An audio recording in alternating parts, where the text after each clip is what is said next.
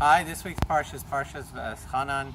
It's one of the more intriguing Parshas in the year because the Ten Commandments are repeated and the words are different in some of them.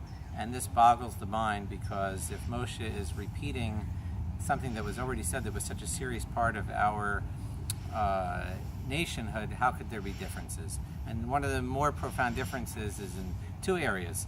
So one is Shabbat. When he says the first time back in Shemot that you're going to keep Shabbat, he tells you there's a reason because of creation. And you're going to remember the creation of the world, the 6 days God worked.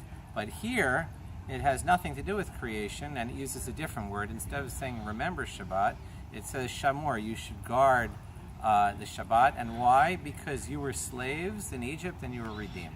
So why am I bringing this all up?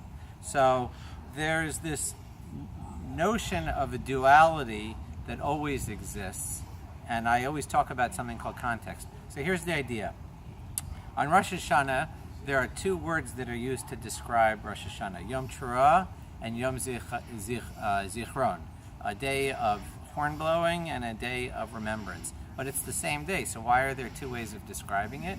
Well, there's kind of two messages in the holiday. So for Shabbat, technically, yes, there's two messages of Shabbat. One of them is this notion that goes back to creation, but the other message has to do with the time where we became a nation and we were redeemed from slavery, and we have to have sensitivity to the stranger and to the slave. But that's kind of like the pedestrian outlook. It's, okay, this makes a lot of logical sense. What's the deeper picture? So I think Rabbi Yitzhak Shalom gave a shir this week, and he described how the first time when Hashem is giving the Ten Commandments, he's talking to a nation that has just left Egypt and was of a slave mentality, and they had a view of their parents as being something of one view. Now it's 40 years later, Moshe is giving his speech. He's talking to the people that are now the children of those slaves. Their parents are all dead.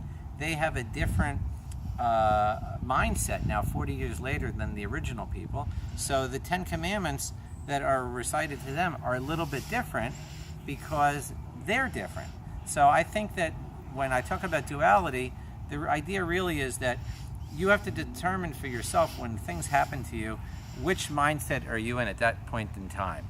And so in the same way that maybe your mindset could be you're thinking about creation as an example versus the idea of the slavery. So I guess the idea is that there's always two choices that we have to make, and we should be able to determine what is the righter choice that we can make at that point in time.